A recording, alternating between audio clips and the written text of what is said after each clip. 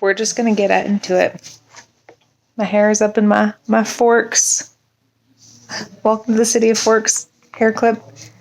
I've got kids flushing toilets and listening to my dad read them stories on Yoto. There's a good chance I'm going to have what? Space. Like I said, odds of me getting interrupted are high. I made it 22 seconds. And I have another kid. We've done 3 out of 4 in terms of homeschool.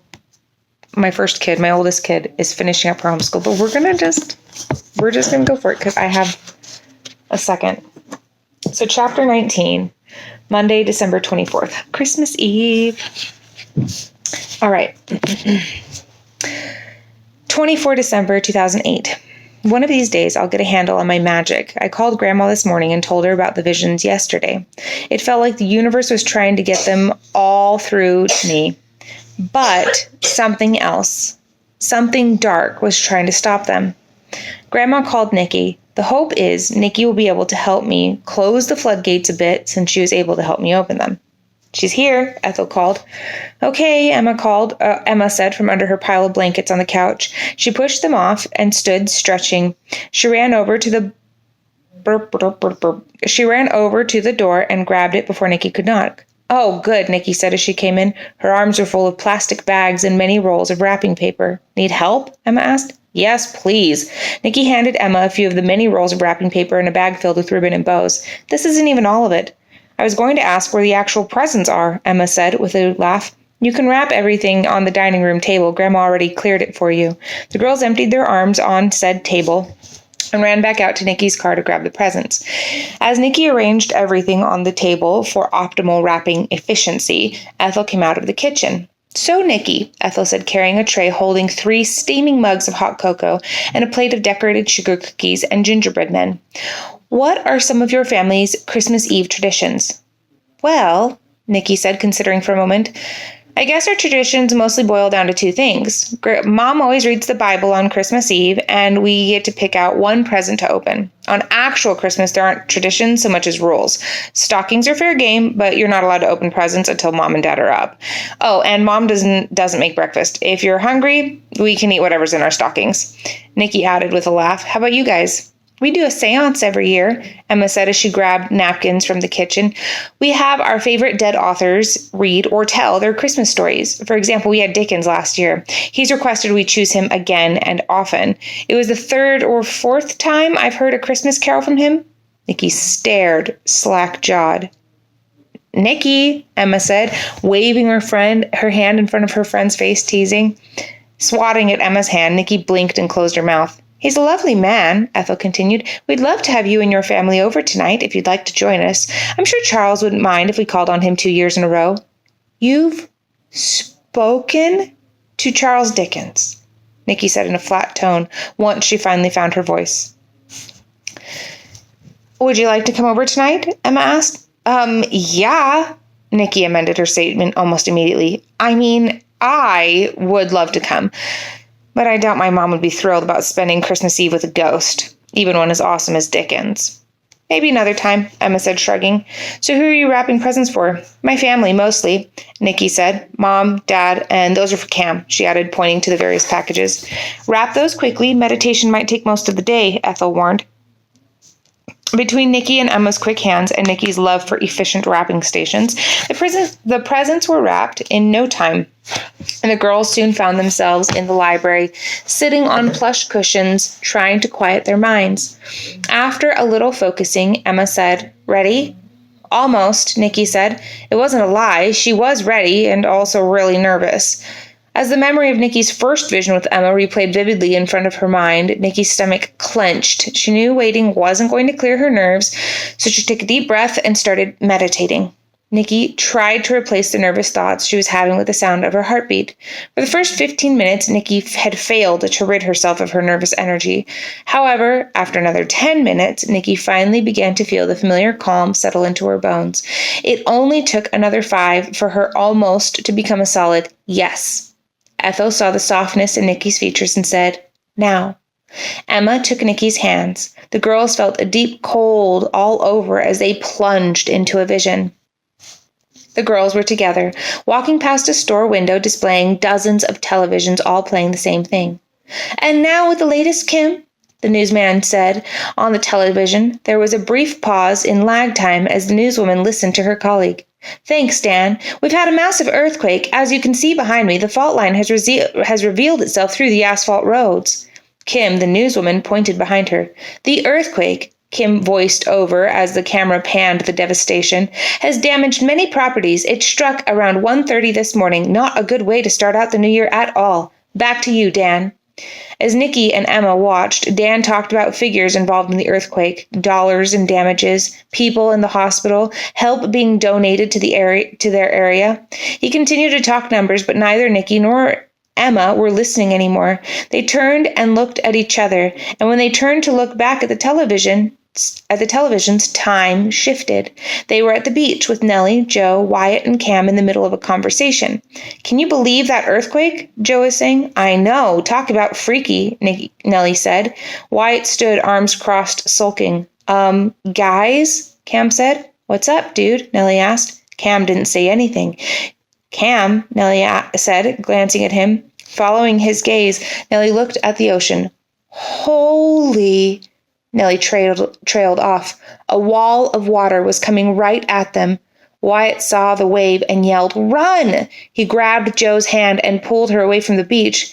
"Cam, go!" Nikki shouted. Putting her hands up, she recited a spell. Cam didn't move. Running and standing next to Nikki, Nellie put her hands up as well. It looked as though the two girls were going to hold the wall of water off by themselves, but Nikki felt her power draining. She grabbed Nellie's hand in hopes that their combined powers would be enough. Nikki knew the answer immediately. "Run!" she screamed, and the wave collapsed onto them. Nikki and Emma opened their eyes simultaneously. Both of them coughed and wheezed. Several things happened at once. Nikki threw up water. Emma felt the sting of salt in her lungs, and Ethel rushed forward to help both girls.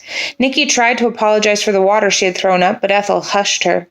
Ethel touched the girls' hands, which were clammy and icy. She walked to the cold fireplace, picked up a handful of powder. Muttering an inaudible incantation, she threw the powder into the fireplace, which instantly burst into warm, dancing flames. "Come," Ethel said, "sit by the fire." Emma had stopped wheezing, but Nikki still coughed. The two girls scooted closer to the fire. Nikki could feel the magical fire suck the excess moisture from her lungs and throat. Each breath near the fire warmed and soothed her. Emma likewise found the heat from the fire warming all the way down to her bones. After a few minutes, Ethel finally asked her burning question. "What did you see?" "I saw it again," Emma said between breaths. "What?" Ethel asked. Before Emma could respond, Nikki croaked, "You mean you've seen that before?" "I keep dreaming it," Emma admitted, "except the newswoman was new. She wasn't there before." "Newswoman?" Ethel asked. Emma nodded and verbally replayed the vision for Ethel. Ethel had Nikki recount the vision as well. Her account was nearly identical to Emma's. In Ethel's fashion, she said nothing. She offered no insight to what they had seen. Instead, she insisted the girls sit near the fire as she busied herself cleaning up the water. "How long have you been dreaming about that?" Nikki whispered once Ethel had left the library to find her some dry clothes. "Long enough to know it's not just a dream," Emma said. She was deeply disturbed by what they had witnessed. "I was so sure the big event we needed each other for was the bonfire." She shook her head, panic creeping up the back of her neck. "I was wrong. The bonfire was only the beginning." December 24, 2008. We got it wrong. There's more. We're not only not done, but what's coming is much bigger and much scarier than the bonfire ever was. It makes the bonfire look like child's play. We think it's a tsunami. I don't even know how to begin preparing for this. I guess it's time to learn water magic? Nikki was wearing a sage green tunic, which belonged to Ethel. It was surprisingly warm and comfortable. Nikki looked up from her journal and saw Emma coming back into the library. "So?" Nikki said as Emma sat down. "What's the plan?" "Plan?" Emma repeated as she settled on a plush cushion across from Nikki. "Well, we had a plan last time," Nikki said. "So what's the plan this time?" "You have to get Nellie on your side," Ethel answered for Emma. Ethel set down a tray on the small side table and handed Nikki a fresh mug of hot cocoa.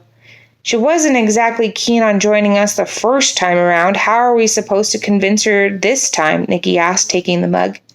We could tell her Wyatt is at risk. Joe, too, Emma said, taking her own mug from the tray. It's kind of a low blow, but I think we're desperate enough, Nikki said.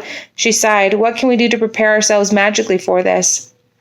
Save your strength, Ethel said, still standing. She cradled her mug close to her chest as if the warmth of that single mug of cocoa might ease the chill in her heart. She smiled a bit sadly and added, Neither of you have fully healed from the bonfire. It was only a few nights ago, Emma said. Really? Feels longer. Nikki sipped her hot cocoa. You know, time seems to be passing faster these days. Setting her mug back on the tray, Ethel suddenly walked over to one of her many bookshelves. She pulled out a book, studied its contents, and reshelved it, repeating this process several times until she finally pulled out one book, tapped the cover, and left the library. What just happened? Nikki asked. She'd been too distracted watching the old woman to ask what she was doing. Emma shrugged and said, She does that sometimes. She sipped her cocoa before adding, How are you feeling? Well, Nikki said, I still feel the ocean in my throat, and I'm pretty sure I'll be tasting salt water for at least a week. You? My throat is raw. I get what you mean about the salt. Although, if I'm honest, it kind of makes the hot cocoa taste better. Nikki laughed. Leave it to you to see the benefits of having a lung full of salt water. She stood up and poked her head out of the library. The old grandfather clock at the end of the hallway chimed. I probably should be getting back home, Nikki said, turning to look at Emma. It is Christmas Eve, Emma said. I was actually surprised you're able to get away at all. Well, we can't have you overwhelmed by constant visions, Nikki said. I'll see if I can get away for a little while tomorrow. I have a present for you. You didn't have to, Emma said. Are you crazy? Nikki hugged her friend. You saved me on so many levels. You deserve at least a decent Christmas present. Thanks, Emma said. Do you need help carrying your stuff back out to the car? Nikki grinned. That would be awesome. Okay, number one, super surprised that I did not get interrupted more than just that first time. My oldest did come in with all of her workbooks, like, I'm done. It was like, perfect. So, as always, if you want to read ahead and you think, man, this girl is taking too long, she's reading too slow, books on Amazon. And I think I am leaning towards, I will finish reading, obviously. We will read chapter 20 next week. But I think when I'm done reading, I might just be done on YouTube. I might just be done on the internet because the internet's getting a little too bananas and I need peace in my life. And I cannot with the internet. So anyway, thanks for being here. See you next week.